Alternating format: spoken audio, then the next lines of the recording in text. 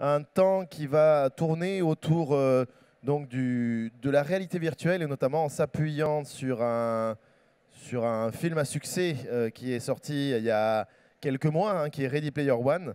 Donc peut-être déjà vous commencez à fourbir vos questions parce que je vous rappelle hein, que en tant que public, vous êtes tout à fait habilité et même chaudement invité à lever vos petits bras musclés. Et l'une des charmantes mandoriennes ici présentes viendra vous passer le micro si vous avez des questions pour réagir au fil de notre échange, puisque nous avons trois personnes sur scène pour échanger aujourd'hui. Donc trois spécialistes de cette réalité virtuelle spécialistes qui la vivent au quotidien. Donc on verra justement les implications de cette réalité dans le présent. Donc nous avons Fabien Vincourt de Virtual Room. Nous avons donc Romain Lugas de Rêve. Et puis nous avons Fabrice Choros de VR Arena.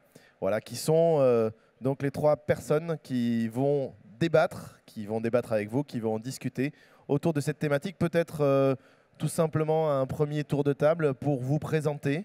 Alors, je ne sais pas qui commence, hop. Alors, hop. Ah si, tiens. Bonjour à tous. Donc, je suis Fabrice Choreau, je suis gérant d'une salle d'arcade VR qui s'appelle VR Arena. Se situe à Bordeaux, 4 bis quai Sainte-Croix, donc VR Arena. Moi, mon équipement se compose de 4 Katok Mini.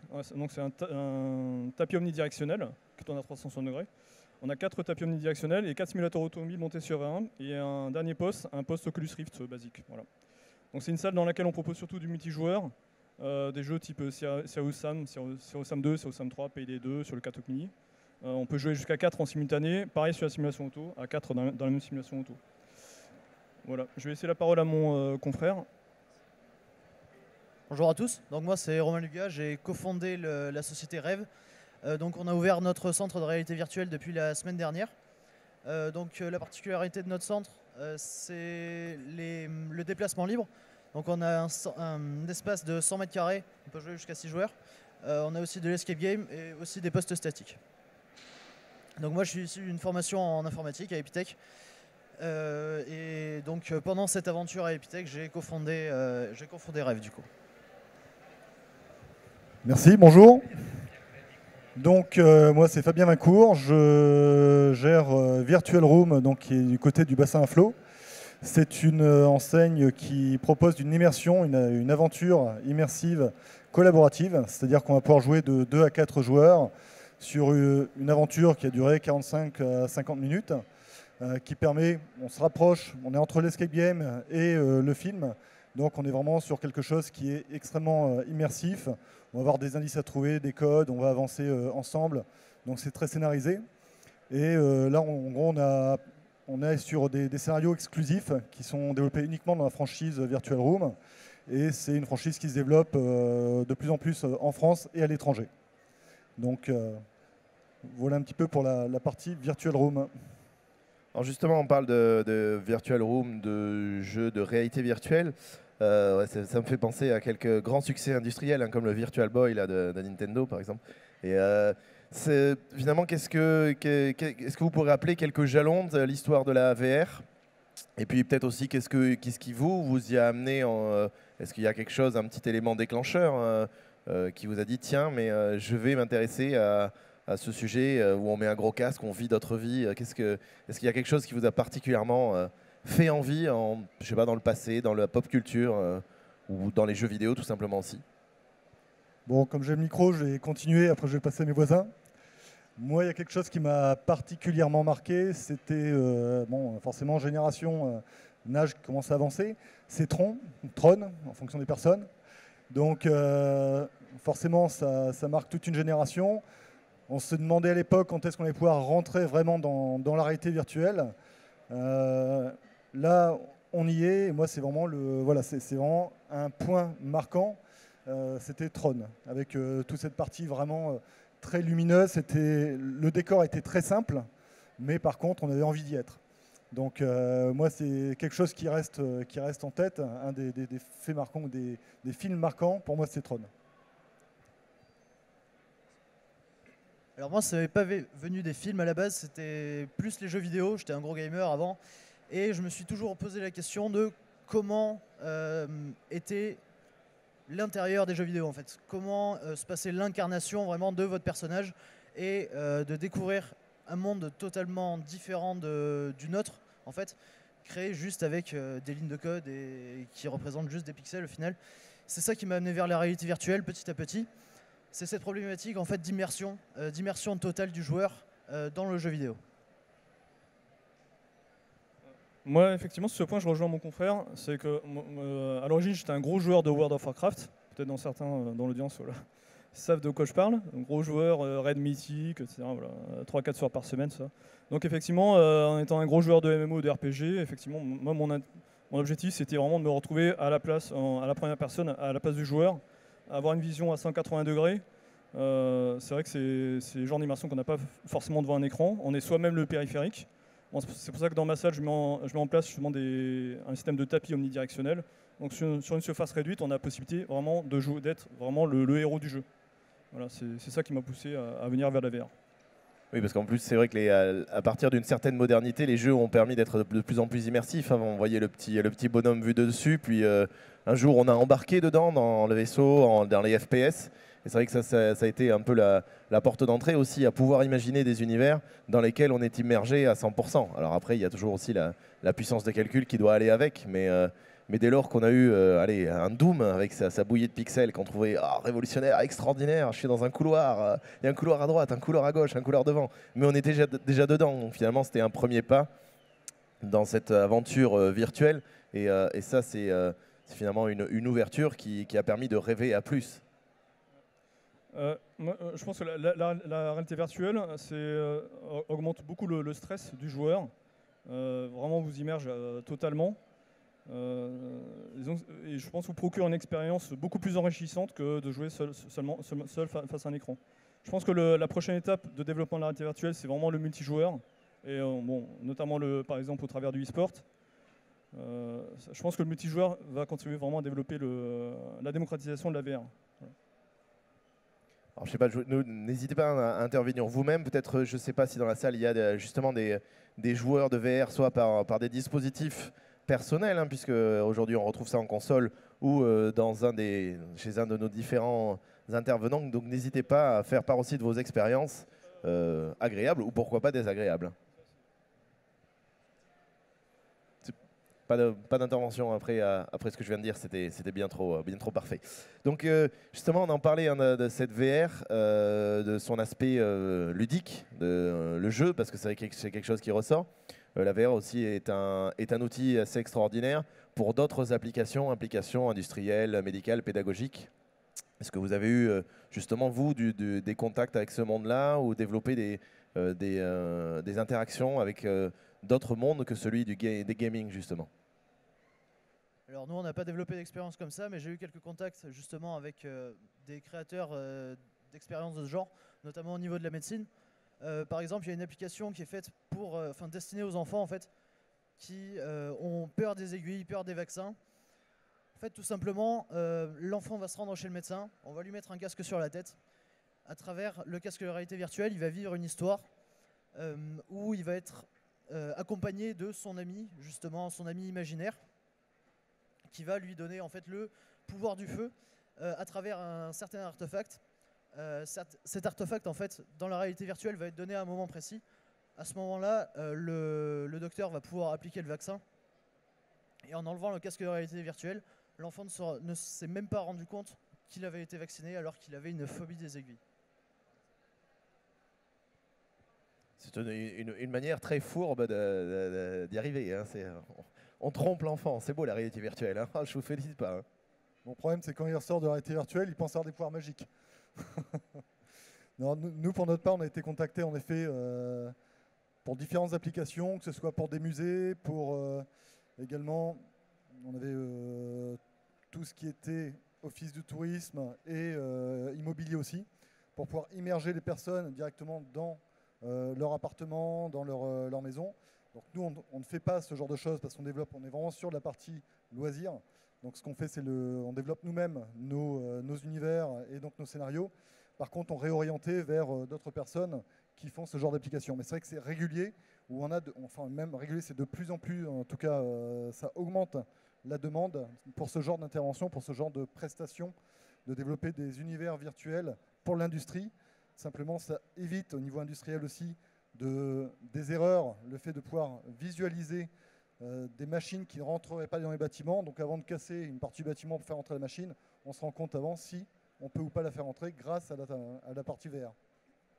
Ça peut être un bel outil pour limiter la pollution, faire du tourisme VR, en fait, plutôt que de se déplacer à l'autre bout de la planète pour aller aux mêmes endroits que tout le monde, le faire depuis son salon avec un appareil exclusif, ça serait une idée à creuser. Ça, c'est gratos, c'est moi qui vous l'offre. Voilà. Là, après, il manquera quelques aspects encore, mais ça, c'est dans la partie évolution, on va en reparler. Mais c'est des aspects justement olfactifs ou sensoriels, ou justement parce qu'on a la partie immersion. Après, c'est un peu la 4D, c'est-à-dire c'est vraiment arriver à ressentir les choses. Donc typiquement, on est sur une colline, il y a du vent, d'avoir le vent avec, d'avoir de l'eau, des projections. Donc c'est après pour être complètement immergé dedans, ce sera la partie sensorielle à venir. Oui, parce que finalement, il n'y a qu'un sens qui est impliqué, enfin deux sens, puisque l'ouïe et la vue. Et quand on est immergé dedans, est-ce que finalement ils prennent un peu le pas sur les autres sens? Est-ce qu'il y a parfois des sensations qui peuvent arriver, du toucher un peu bizarre ou des choses comme ça? Tu parlais de l'injection en fourbe. Mais est-ce que dans les expériences qui sont vécues dans vos diverses structures, est-ce qu'il y a des gens qui vous relatent des expériences justement qui vont un peu au-delà de cette immersion totale et qui vous disent « Ah, j'ai eu l'impression qu'on me touchait le dos » ou des choses comme ça? Alors, ouais, il y a notamment en effet, les personnes sont tellement immergées dans leur environnement, pour le peu qu'on approche, on les touche, on veut leur demander quelque chose, ils sursautent automatiquement. C'est vrai qu'on perd la notion du temps. C'est quelque chose d'assez important et c'est flagrant. Les personnes ressortent d'une heure, par exemple, d'immersion, de jeu en immersion. Ils ont l'impression d'avoir passé 5 ou 10 minutes. Donc c'est une notion qu'il faut prendre en compte, un peu comme les MMO à l'époque, et encore aujourd'hui, où on perd la notion du temps, mais on a encore la réalité autour. Là, on n'a plus la réalité autour, on est complètement immergé dedans. Donc en effet, on peut des fois justement sursauter, avoir des peurs par rapport au fait d'avoir des touchés extérieurs. Après, il y a d'autres choses sur le fait de toucher des éléments. Après, je peux peut-être en parler. Du coup, c'est plus par rapport là aux sensations qui sont ressenties, qui ne sont pas réelles en fait. C'est plutôt tout se passe dans la tête. Comme tu disais très bien, on n'a plus la notion du temps, on n'a plus la notion de l'espace. Par exemple, j'ai vécu une expérience en réalité virtuelle où on est plongé dans une navette spatiale. Il y a une éclipse solaire. Du coup, les gens ont tendance à croire qu'il fait plus chaud dans la salle d'un coup, qu'on a installé une lampe chauffante dans la salle, alors que pas du tout en fait. Il n'y a aucune lampe chauffante, la pièce reste à la même température, et c'est juste le cerveau qui interprète une image avec une sensation en fait. Moi, en fait, je voudrais parler d'une expérience. J'ai récemment été contacté par une clinique spécialisée dans la rééducation de personnes ayant subi des traumatismes crâniens. Donc cette personne-là, c'est un médecin qui me suggérait justement de m'amener des gens justement et qui prétendait que le jeu vidéo et la réalité virtuelle permettraient d'accélérer la rééducation de ces personnes-là. Voilà. La réalité virtuelle permettrait justement de faire travailler leur cerveau différemment, un peu plus intensément, et justement de les ramener justement à un fonctionnement normal.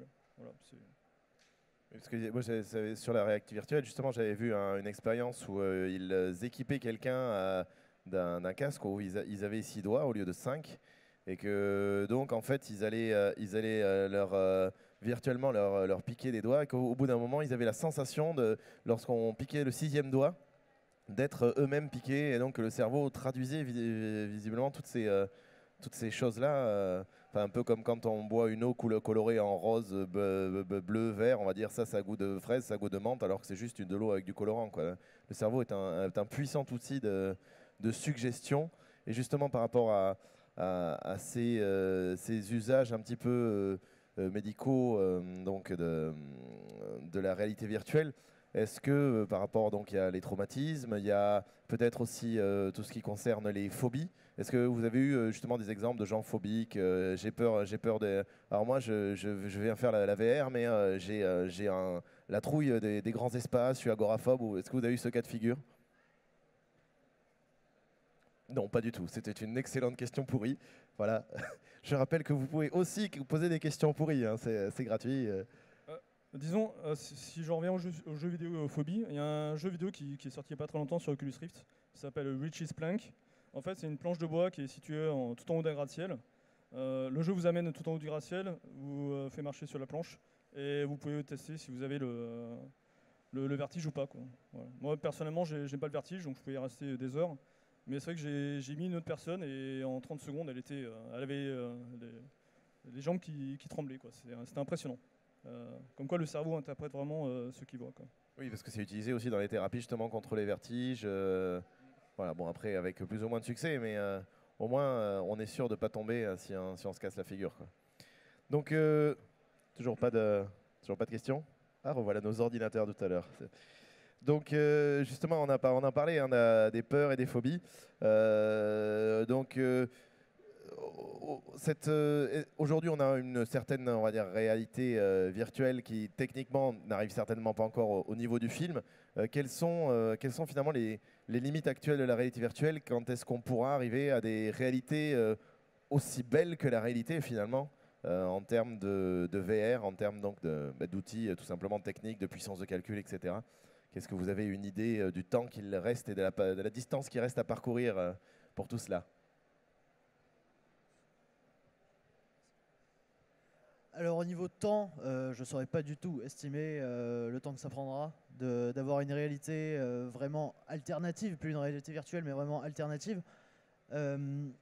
Ça peut prendre des mois comme des années, même si je pense que plus tard la réalité virtuelle ne passera plus par les casques de réalité virtuelle, mais directement par des interfaces cerveau-machine. Comme on voit par exemple l'entreprise de Elon Musk, Neuralink, qui est en train de développer ce genre de système, où en fait on va directement stimuler le cerveau au lieu de stimuler par exemple les parties du corps ou les yeux. On va là directement agir sur le cerveau pour créer vraiment une réalité alternative où on pourra évoluer en fait vraiment à l'image d'un rêve lucide en fait. Et justement, enfin, on en viendra aussi à la question de l'éthique par rapport à ça. Finalement, là, on parle presque d'humain augmenté. C'est plus un loisir. Alors hier, on parlait de cyborg, mais on est quelque part à la limite de notre humanité aussi. Alors, oui et non. Parce que on peut toujours rester sur cet esprit de loisir, justement. Par exemple, comme le montre un peu le premier épisode de la saison 5 de Black Mirror, justement, où au final, ça reste une interface cerveau-machine dédiée au loisir, en fait. Où, alors certes, votre conscience certes, va être mise à l'épreuve, forcément, mais, comment dire, je pense pas qu'on puisse parler d'humain augmenté parce que ça ne va pas changer vos capacités dans la vie réelle en fait.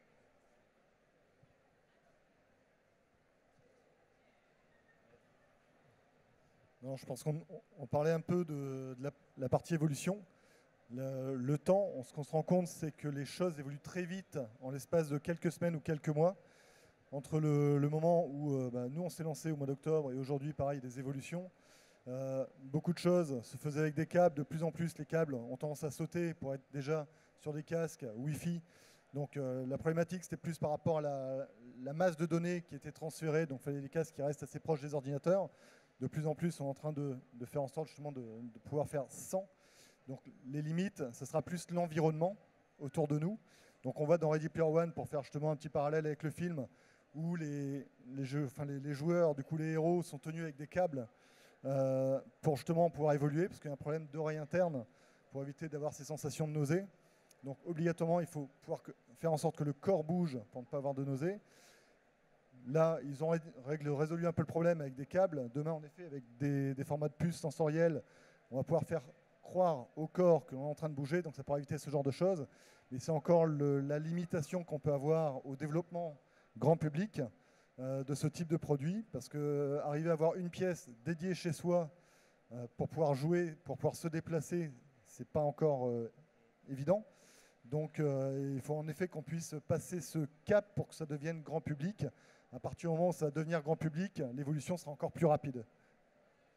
Oui, alors après, le grand public a quand même accès, je disais tout à l'heure, à des choses très simples, enfin très simples, et quand même coûteuses, hein, comme le PlayStation VR, comme ne serait-ce aussi que des applications sur téléphone portable, bon, même le Google Cardboard, enfin ces délires-là, un petit peu qui sont un marchepied, peut-être justement pour les amener vers des mondes plus complexes, des développements aussi plus importants dans les jeux, parce que bon, les jeux auxquels on joue sont assez basiques sur ces plateformes-là.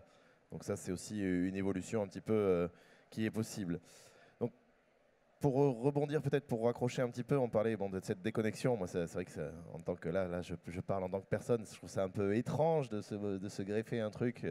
Et bon, après tout, il y a 30 ans, on nous voyait avec des téléphones portables, on aurait dit c'est quoi ces greffons bizarres, hein. Ou alors les pires, les AirPods, là, on se balade en parlant comme un sourd dans la rue. T'as vu, Jean-Jacques alors qu'on a juste 2 petits bidules dans les oreilles, donc finalement c'est un peu ce dispositif-là. Et par rapport à l'éthique justement, et notamment ce travail qu'on peut faire, et la conscience du réel qu'on peut avoir, puisque dans le film, il y a aussi une histoire d'évasion de ce réel. Quelles peuvent être les problématiques justement de se perdre? Tu parlais parfois des longues sessions de jeu nous semblent avoir duré 5 minutes ou inversement. Donc quels peuvent être les problèmes induits justement par cette déconnexion, puisqu'on est coupé par les oreilles, coupé par les yeux, on tient des manettes, on tient des objets, donc finalement on est quasiment déconnecté à la 70%. Il y a les pieds, la chaise et puis peu d'autres choses. Donc quelles peuvent être un peu les implications, justement peut-être aussi par des retours d'expérience, des gens qui me disent « Waouh, qu'est-ce qui s'est passé je ne sais plus où j'habite ».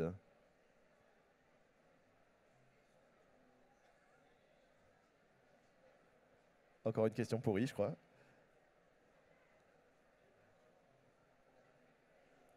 Par rapport justement à la déconnexion, je pense qu'il y a un réel danger. Parce que c'est vrai que nous, on a de nombreuses personnes qui sortent au bout de 50 minutes, qui se disent je suis déjà sorti, ça fait 5 minutes que je suis rentré. Non, ça fait 50 minutes. Et c'est vrai que les MMO, autant, comme on dit un peu tout à l'heure, on avait l'environnement extérieur autour de nous qui nous permettait de nous raccrocher à la réalité. Là, on ne l'a plus du tout. C'est-à-dire qu'on est vraiment immergé de plus en plus avec la qualité qui augmente graphiquement. Ben, on se rend même plus compte du coup qu'on est vraiment dans la réalité virtuelle. Et donc, ça peut être extrêmement dangereux. Pour moi, pour ma part, je trouve, parce qu'en effet, on perd vraiment toute notion de temps. On est parfois, pour certains, mieux dans la réalité virtuelle que dans le réel, chose qui se passait déjà, malgré tout, dans les MMO. Donc là, il faut arriver à avoir, je pense, des garde-fous qui permettent, à un moment, soit de déconnecter automatiquement, enfin, avoir des choses qui permettent de dire « Attention, tu vas peut-être un peu trop loin, il y a un temps de pause à marquer ». Donc, à la vitesse où ça va, en tout cas, la qualité graphique fait qu'on aura bientôt plus de différence entre le réel et le virtuel. Et en plus, il y a la notion de plaisir, puisque bon, quand on est gamer, on peut passer 4-5 heures à jouer à un jeu. Et donc, de la même manière que ce soit finalement sur un écran ou en VR, quoi. C'est aussi le temps passe plus vite quand on passe un bon moment. Donc, c'est cette notion-là aussi que... Mais justement, parce que la perte de réalité, c'est quelque chose qu'on voit souvent dans beaucoup de films de science-fiction, justement, cette déconnexion. Et on le retrouve aussi dans certains phénomènes sociaux. Alors, il y a les otaku, mais il y a pire que les otaku maintenant. Je ne sais plus quel est le terme, des gens qui ne sortent plus de chez eux.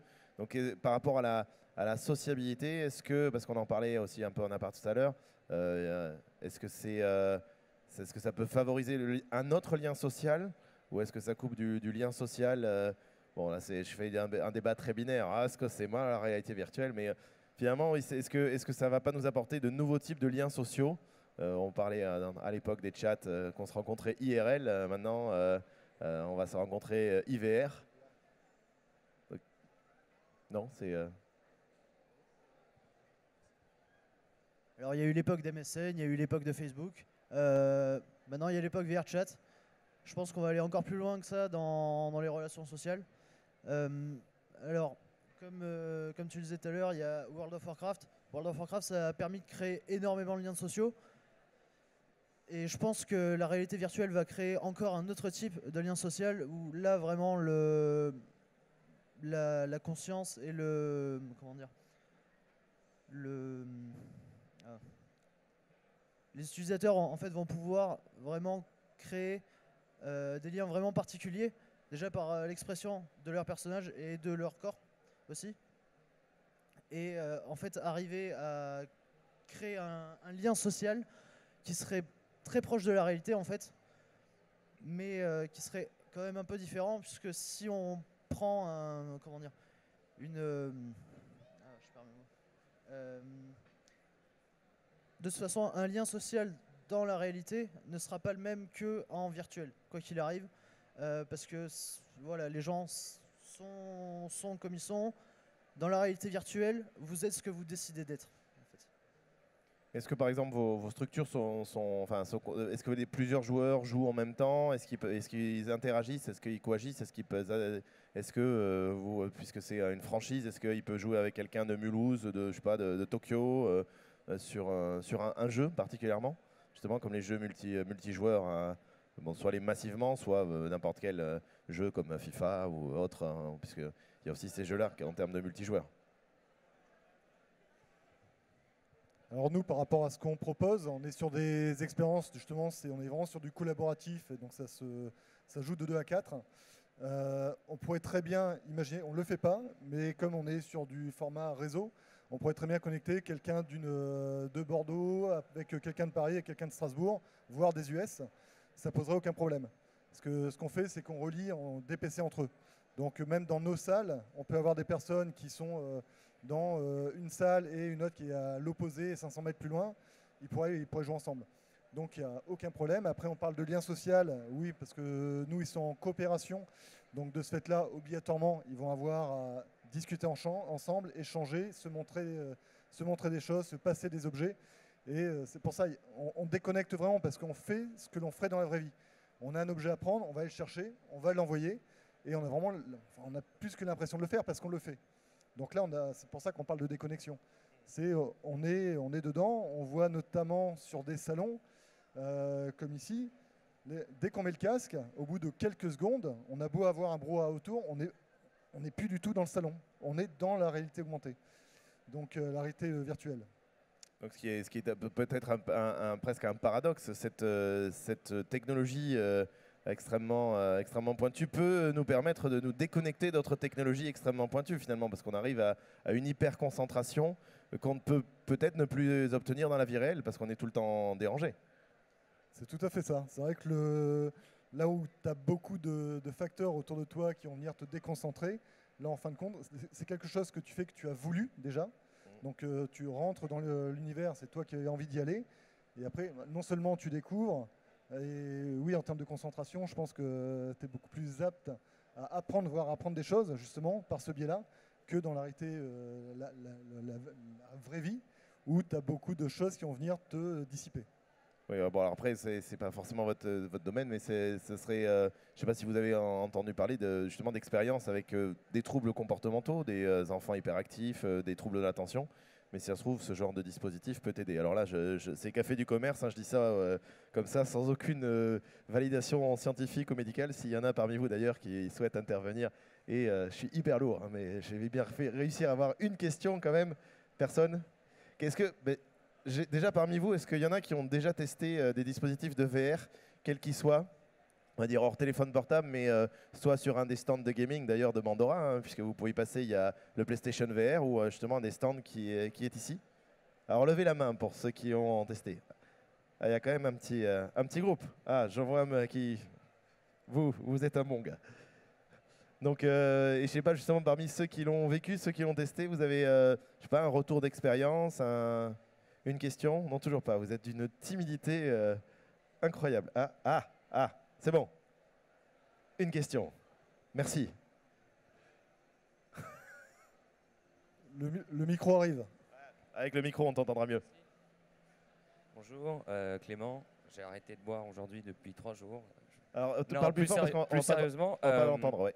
Sur vous disiez que justement, on va pouvoir se retranscrire dans d'autres personnages, créer des liens avec des gens via cette réalité virtuelle. Ça existe par exemple un peu avec VRChat, notamment, où alors c'est que des avatars.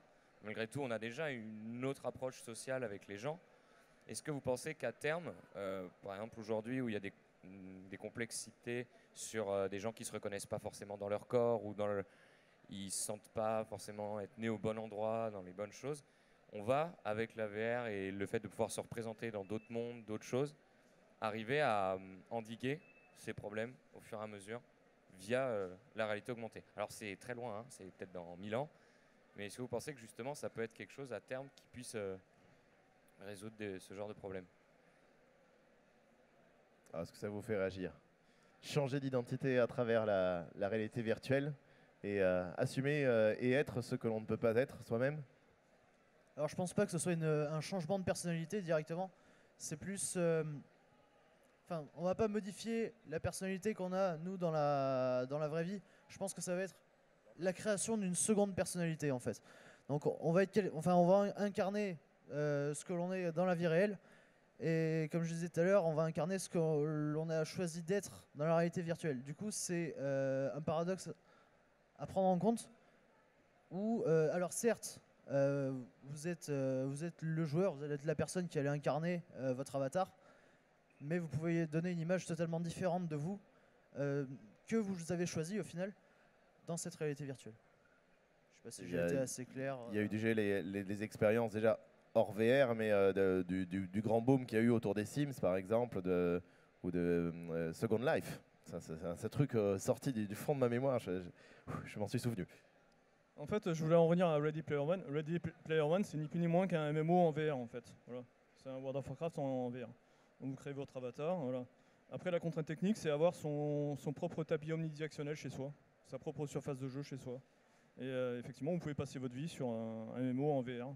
Ça sera aussi le risque, mais bon, voilà.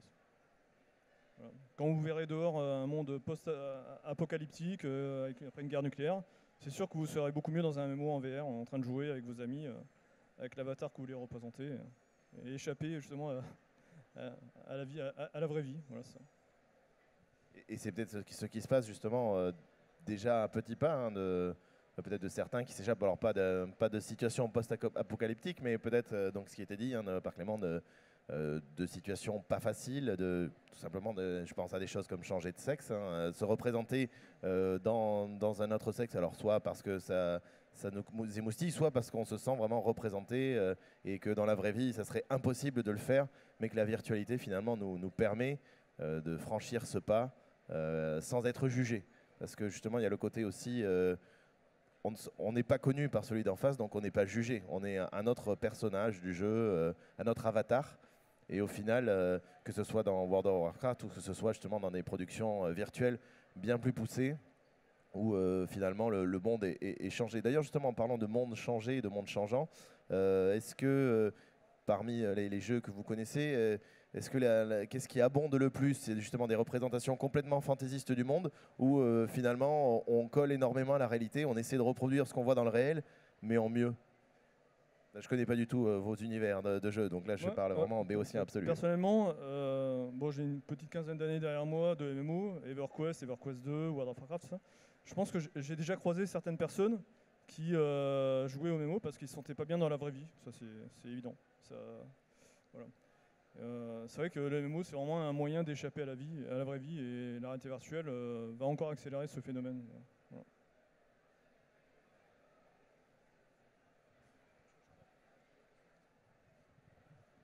Donc là, on parlait notamment de décors, d'environnement, d'univers.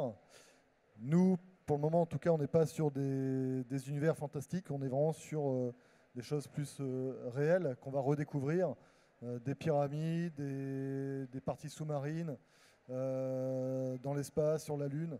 On a vraiment des choses qu'on ne pourrait peut-être pas faire dans la réalité. C'est-à-dire qu'on ne va peut-être pas aller dans une pyramide, on ne va peut-être pas aller dans un temple maya. Bon, voilà, c'est pas accessible forcément à tous.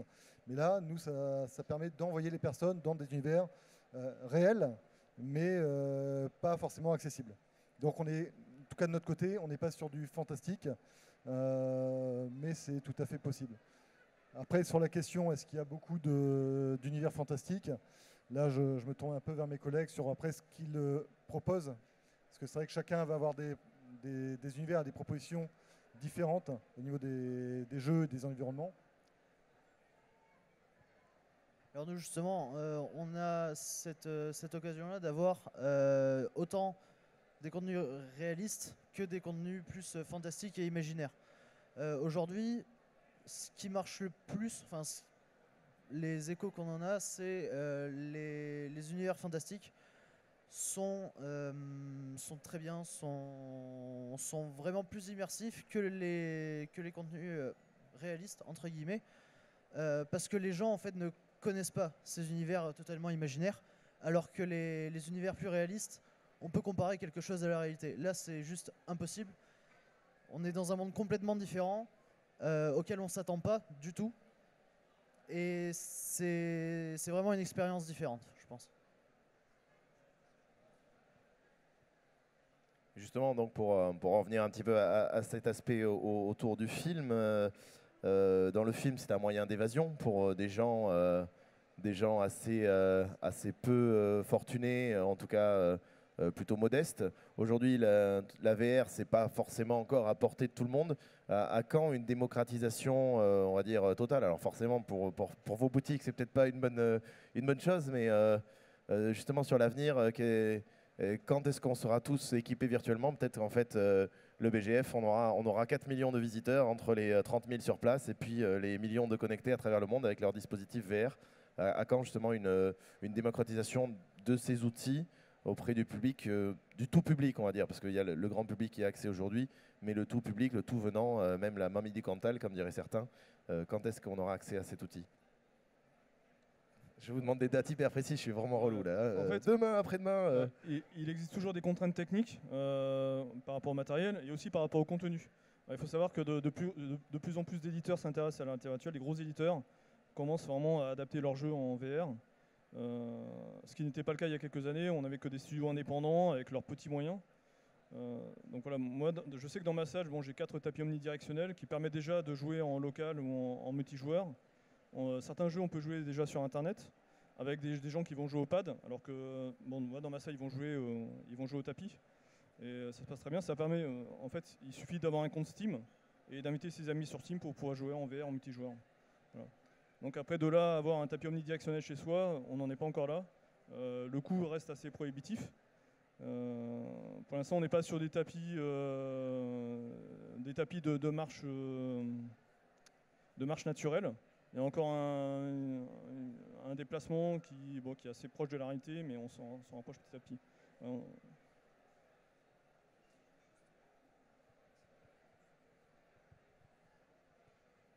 Au niveau de l'accessibilité de la réalité virtuelle, justement, on avait jusqu'à il y a quelques mois, en fait, pas mal de soucis là-dessus parce que le matériel coûte très très cher. Il faut de très très gros PC pour les faire tourner.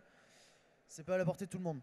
Aujourd'hui, grâce à des casques comme l'Oculus Quest, qui n'ont pas besoin de PC pour tourner, on passe d'un coût d'environ minimum, minimum 2500 € pour un casque et un PC, à 450 € pour un Oculus Quest qui tourne tout seul. En fait, vous avez juste un casque et des manettes, et c'est terminé, vous pouvez jouer. Donc je pense que avec ce genre d'appareil, ça a été vraiment une grande marche qui a été franchie dans la démocratisation justement de la réalité virtuelle. Et justement, dans ces casques, le contenu actuel, donc il y a des jeux bien entendu. Est-ce qu'il y a aussi du contenu plus...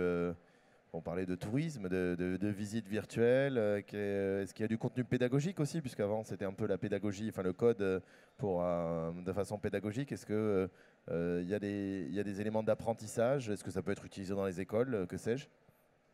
Totalement, notamment par exemple des classes de physique-chimie qui sont totalement recréées en réalité virtuelle comme si on y était en fait, en multijoueur aussi. Donc ça permet vraiment de créer des contenus pour l'éducation. Là j'ai pris l'exemple de la physique-chimie. On peut par exemple appliquer ça à l'histoire. Imaginez apprendre un cours d'histoire en étant au cœur de ce qui s'est passé. Par exemple au cœur d'une pyramide, par exemple, ou vraiment au cœur d'une bataille, voir vraiment tout ce qui s'est déroulé heure par heure pendant cette bataille. Je pense que c'est un moyen d'apprentissage vraiment efficace et il y a quelque chose à jouer dans l'éducation, vraiment. S'il y a d'autres retours, d'autres expériences par rapport à l'éducation.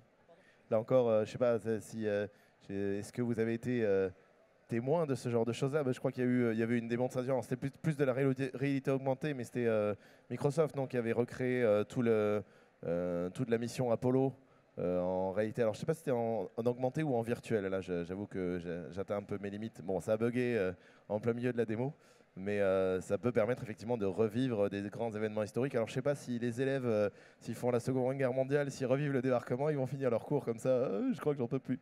Voilà. Mais c'est vrai que ce sont des outils extraordinaires. Donc dernière chance pour une petite question. Non, c'est bon. Ah, si. Question.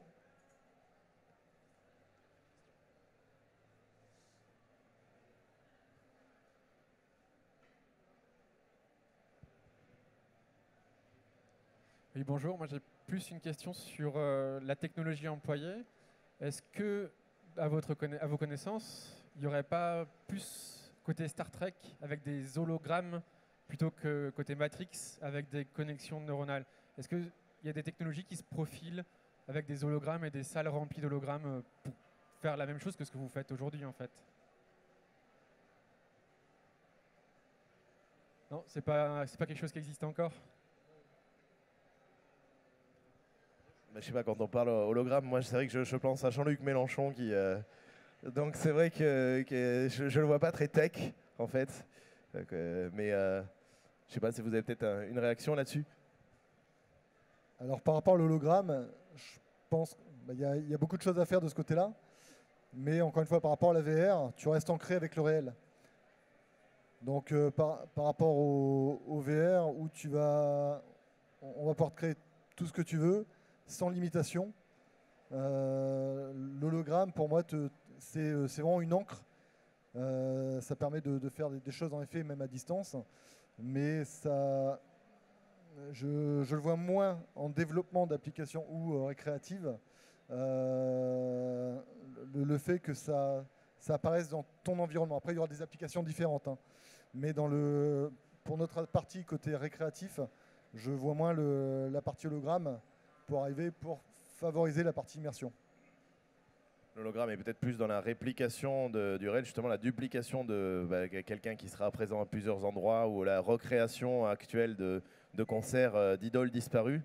Et la VR est plus dans la création, peut-être, tout simplement. Après, l'hologramme peut très bien, justement on le voit dans Star Trek, plus sur la partie discussion, chat, ça évite pour l'instant de mettre des appareils sur toi. Et donc plus facilement de pouvoir échanger, d'avoir des personnes, que tout le monde puisse participer sans devoir s'équiper de quelque chose. Bien, mais écoutez, ça y est, on se décoince, c'est bien, c'est bien. Vous avez tous fait un petit peu de VR avant pour vaincre la timidité. Bonjour. Aujourd'hui, on a beaucoup de matériel différent qui existe. C'est-à-dire, on a un peu, il y a principalement HTC avec le Vive et Oculus avec le Rift et maintenant avec le Quest. Si on cherche un petit peu à reproduire ce qu'il y a dans Ready Player One, on peut trouver des tapis omnidirectionnels ou le 4VR, des choses comme ça. Voire même si on creuse encore plus, des prototypes de gants, qui utilisent en réalité virtuelle, qui reconnaissent toutes nos phalanges, voire même de vestes qui vont faire des impulsions sur notre corps. Quand on voit tout ce matériel-là qui se développe un petit peu de manière très start-up à travers le monde, vous qui avez des salles et qui avez dû choisir du matériel, est-ce que vous avez rencontré des problèmes face à ça? C'est-à-dire à devoir se dire, mince, j'ai pas la compatibilité, ça pose des problèmes? Parce que finalement, ça peut être un obstacle qu'on pourrait rencontrer dans le fait de rendre grand public la VR, c'est-à-dire de se retrouver avec, on a du matériel incompatible, ça n'a pas été développé pour la version que j'ai chez moi.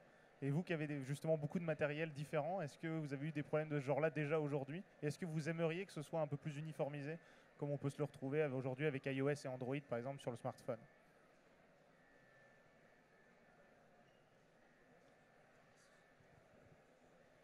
Là, ouais, justement, vous avez parlé des vestes, c'est un très bon exemple. On avait pensé justement dans notre salle à mettre des vestes haptiques sur tous nos postes en fait. Le problème aujourd'hui, c'est la technique et la non-opérabilité la non-compatibilité avec certains systèmes. Certains studios de création de jeux vont privilégier certains matériaux plutôt que d'autres, soit parce qu'ils sont potes avec les mecs d'une autre boîte, soit par contrainte technique.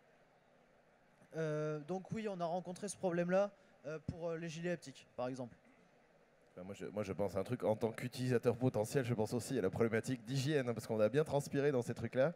Donc il faut un genre de seconde peau pour aussi, parce que là, c'est bien le virtuel, mais les bactéries n'oublient pas d'être dans le réel. En fait, j'en reviens au tapis omnidirectionnel. Bon, ça, c'est mon domaine. On en a 4 dans ma salle. Le Cathok Mini. Donc, effectivement, on a ouvert il y a 4 mois. Et au tout début, c'était pas chose aisée, parce qu'effectivement, on a un petit peu galéré, hein.